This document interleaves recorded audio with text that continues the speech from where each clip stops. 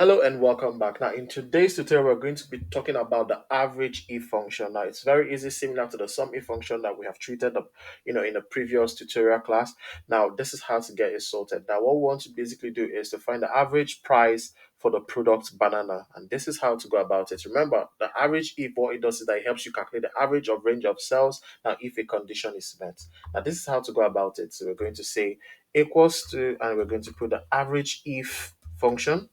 So type the average if, and what I'm going to do is I'm going to first of all select the product, and once I'm then done with that, I'm going to also declare banana as the product that I want to find, the average of all the prices of the banana.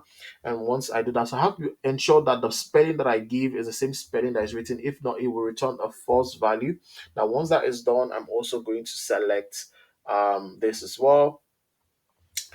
Let me put this here, and then I'm going to select this as well. Now, once that is done, I'm just going to close this bracket, and I'm going to enter, and it says that it's returned to say the average price basically for banana is 1.4. We can decide to actually put this in one decimal place. I'm just going to come to my number here and reduce it to at least one decimal place. So it tells me that the price for banana sold is about 1.4. So this is how to get an average if when you're actually analyzing a data set. Now, if you enjoyed this video, please give this video a like, a thumbs up, follow, and please, if you've not subscribed, please subscribe if you do enjoy this content. And if you've got any questions you'd like me to ask, any question you'd like to ask, you'd like me to solve, please do well to drop down the comment section. I'll do well to be able to answer, make a video to be able to answer those questions. I'll see you in my next video.